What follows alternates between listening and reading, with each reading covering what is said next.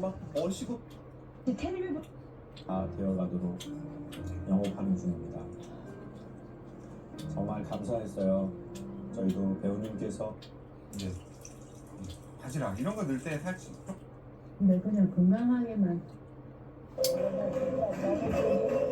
슬픔을 안고 왔지만 눈물로만 인사하지 않았습니다. 생전 선물 받은 기쁨을 되돌려주듯 펠레의 유니폼을 입고 월드컵 우승컵 모형을 들었습니다.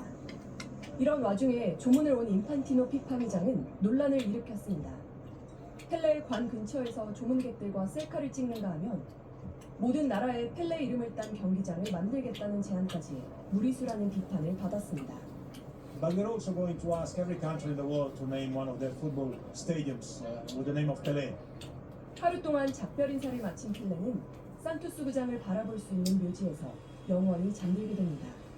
JTBC 이선아입니다.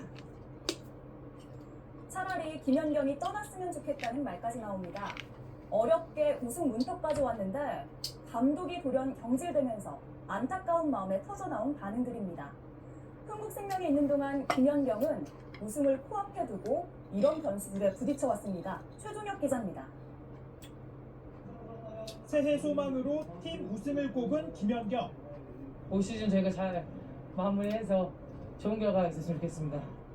중국에서 뛰다 한 시즌 만에 돌아온 것도 국내 팬들 앞에서 우승 트로피를 들겠다는 목표 때문이었습니다. 신임 사령탑과의 호흡도 기대를 키웠습니다.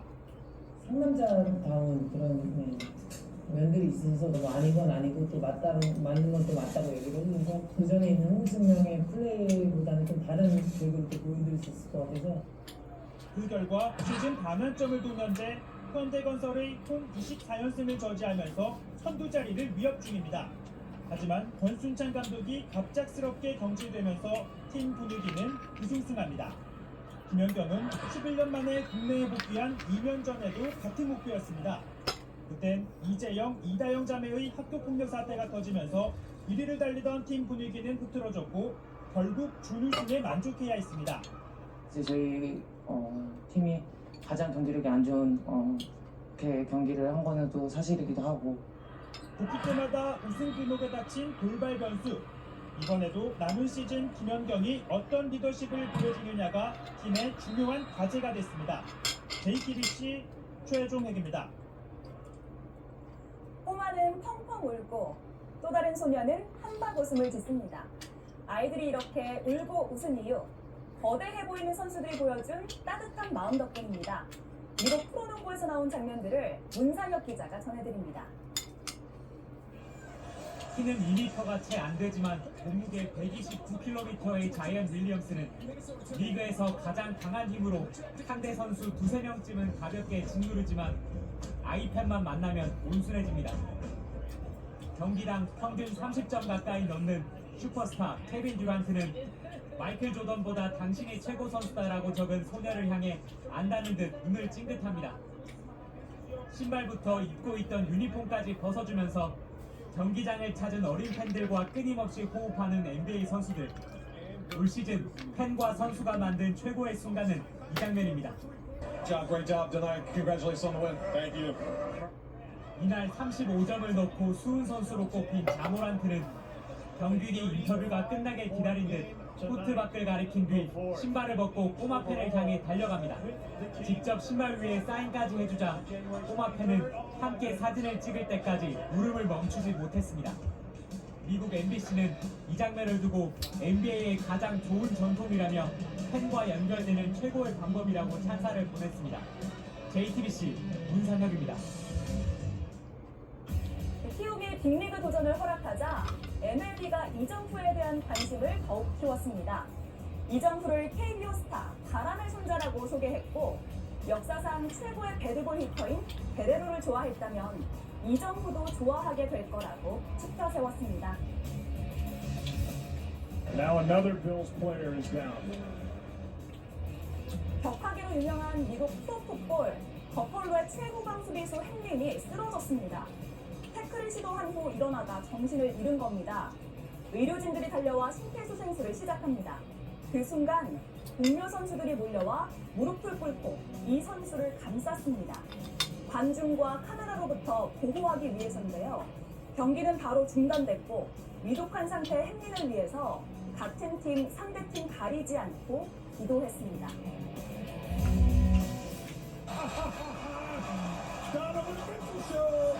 Mitchell for three. 말 그대로 도노반 쇼입니다. 석점차로 뒤지던 종료 4초 전 도노반이 자유투 하나를 성공합니다. 나머지 하나는 림을 맞고 튀어나오는데 그걸 낚아채 2점을 추가합니다. 덕분에 이어진 연장전에선 13점을 몰아쳤고 팀도 결국 이겼습니다. 이건 플레이가 아니라 쇼라는 찬사 나올 법하죠.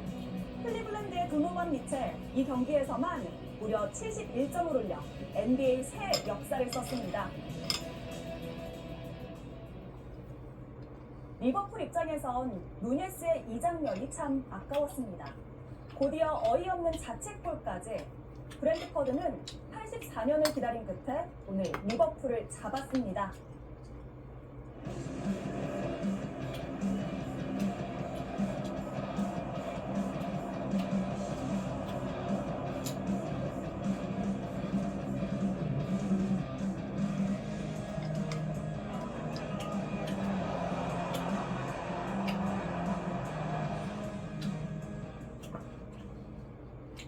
네, 이번엔 기상센터 연결하겠습니다. 이재승 기자, 오늘은 겨울철 시들시들한 식물에게 활력을 이런 명절에 어떨까요?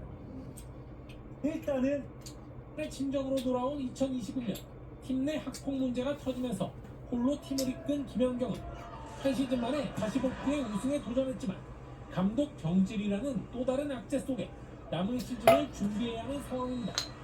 MBC 뉴스 이명노입니다. 대표팀 발탁 2년 만에 한국 아이스댄스의 역사를 새로 쓰고 있는 유망주들이 있습니다. 3년 뒤에 겨울올림픽을 꿈꾸고 있는 임혜나, 예관 선수를 박재훈 기자가 만나봤습니다. 지난달 피겨 주니어 그랑프리 파이널 아이스댄스에서 한국 선수 최초로 시상대에 올랐던 임혜나와 예관. 아직 해가 뜨지 않은 이른 아침, 두 선수의 하루는 조금 일찍 시작합니다. 어느 종목보다 호흡이 중요한 만큼 링크에 들어가기 전부터 세심하게 자세를 가다듬고 캐나다에 있는 코치에게 훈련 과정을 실시간으로 보내주며 피드백을 받습니다. 캐나다 교포로 한국 국적을 가진 19살 임혜나와 중국계 캐나다인인 22살 예관.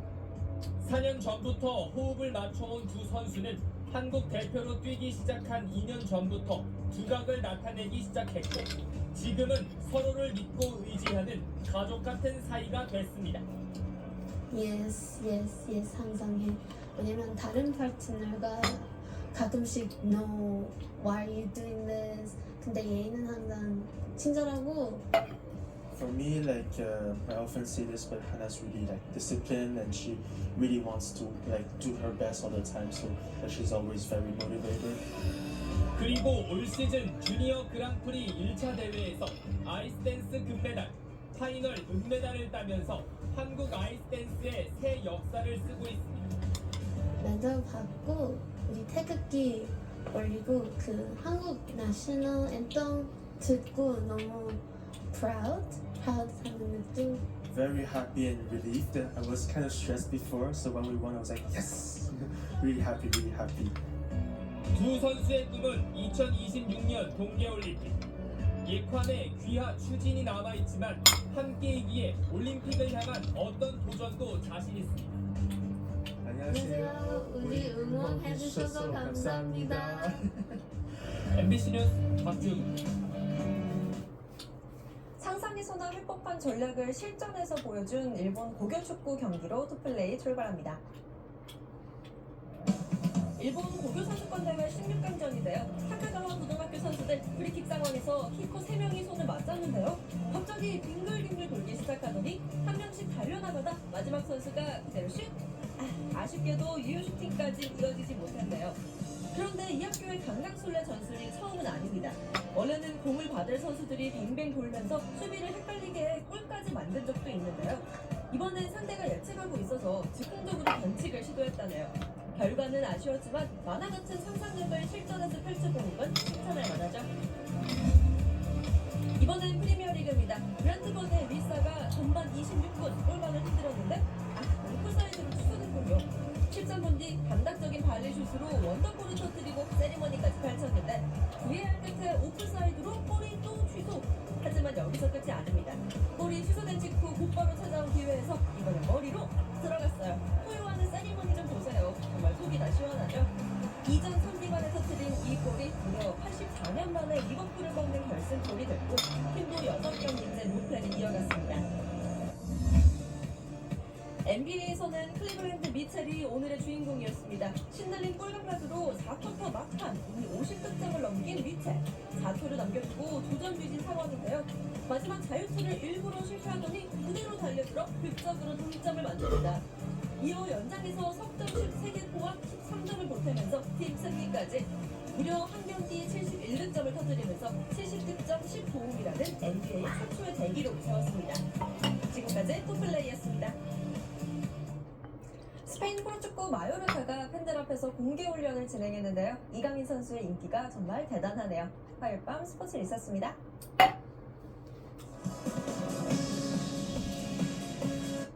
않게끔 이게 네파 이세버가 아니에요. 위로 한번 올라오시면 여기만 주머니 있는 게 아니라 여기에도 주머니가 있어요.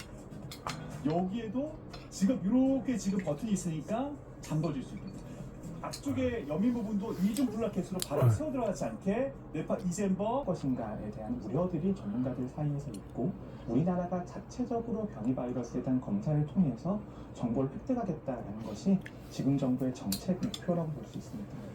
공항에서 확진된 중국발 단기 체류자는 정부가 마련한 시설에서 7일 동안 격리됩니다. 지금 시설로는 160명 정도만 수용 가능해 정부는 예비 시설을 추가로 확보하고 있습니다. 중국 내 공간에서 필수 목적 외 단기 비자 발급을 중단하고 항공 편수도 줄어드는 만큼 정부는 중국발 입국자가 서서히 감소할 것으로 보고 있습니다. 정부는 중국 내 코로나 확산 상황이 안정될 때까지 빈틈없는 방역 태세를 유지하겠습니다. 중국과 맞닿은 홍콩과 마카오발 입국자에 대해서도 오는 7일부터 검역이 강화됩니다. 입국 전 PCR 검사 또는 신속 항원 검사 음성 확인서 제출과 탑승 전 검역 정보 사전 입력 시스템 Q코드 입력이 의무화됩니다. 중국과 입국자와 달리 입국 후 검사는 발열이나 기침 등 의심 증상이 있는 경우만 실시합니다. YTN 김평정입니다. 우리나라와 미국을 비롯한 일부 국가들이 중국발 입국 모니터를 높이자 중국 당국이 상응하는 조치를 취하겠다며 발끈하고 나섰습니다. 마오닝 중국 외교부 대변인은 일부 국가가 중국만을 대상으로 입국 제한 조치를 취한 것은 과학적 근거가 부족하고 일부 과도한 경우는 더 받아들일 수 없다고 강조했습니다. 서울 신도림역 근처에 있는 아치용 육교가 아래로 휘어져서 통행이 전면 통제됐습니다. 그런데 관할인 영등포구청은 이전에 주민 민원이 들어온 사실조차 몰랐는데 뒤늦게야 원인 파악에 나섰습니다. 전문가들은 부실 시공 가능성도 제기하고 있습니다. 김다현 기자입니다. 100여 미터 길이의 육교가 아래로 길게 축 늘어졌습니다. 엿가락을 보는 것 같습니다. 육교 끝은 완전히 끊어졌고 지지대 역할을 하는 콘크리트에는 쩍쩍 금이 갔습니다.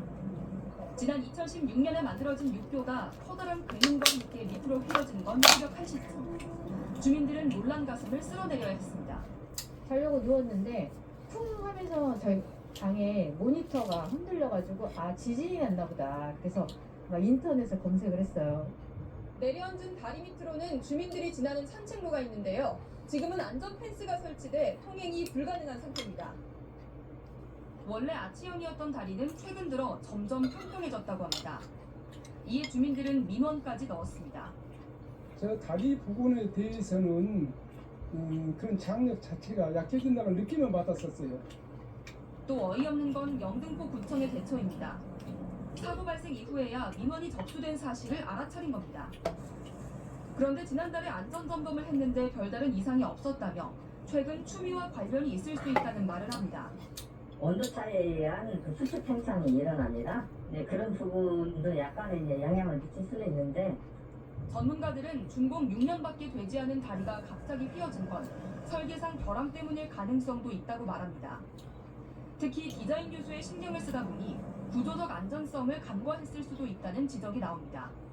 보도유교 같은 경우에 디자인 측면하고 구조적 안전성을 추구하는 이런 새로운 형식의 구조 시스템을 사용하는 경우가 많은데요.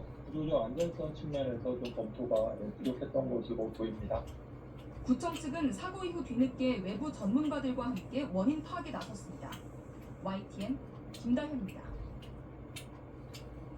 택시기사와 전 여자친구를 잇따라 살해한 혐의를 받는 이기영이 전 여자친구의 시신을 하천에 버린 게 아니라 강가 풀숲에 묻었다고 진술을 바꿨습니다. 일산 동부경찰서는 오늘 오후 이기영이 전 연인인 50대 여성 A씨의 시신과 흉기를 캠핑용 가방에 넣어 경기도 파주시 공릉천 강가에 묻었다는 진술을 확보하고 수색에 나섰습니다. 이기영도 현장에 동행한 가운데 경찰이 굴착기를 동원해 일대를 수색했지만 시신이 발견되지 않자 내일 수색을 재개하기로 했습니다. 또 경찰은 내일 오전 이기영을 택시기사와 전 연인을 살해한 혐의로 검찰에 넘길 예정입니다. 차차의 대웅전에 불을 질러 완전히 태워버린 50대 남성이 경찰에 붙잡혔습니다. 그런데 황당하게도 절에서 술을 못 마시게 했다는 게 불을 지른 이유였습니다. 박종혁 기자가 취재했습니다. 자정을 넘긴 시각 경남 거제의 한 사찰입니다. 파마가 대웅전을 통째로 집어삼켰습니다. 불길이 얼마나 거센지 건물이 용광로의 선물처럼 시뻘겋습니다. 불은 3시간 만에 꺼졌고 대웅전은 잿더미로 변했습니다. 화재 현장을 수습하는 신자들은 그저 망연자실할 뿐입니다.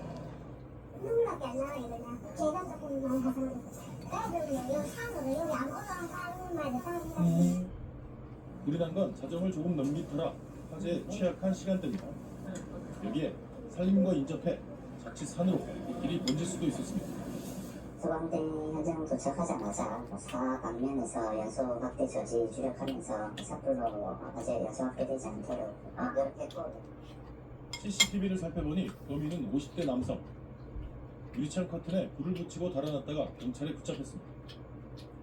황당하게도 범행 동기는 절에서 술을 못 마시게 했다는 것.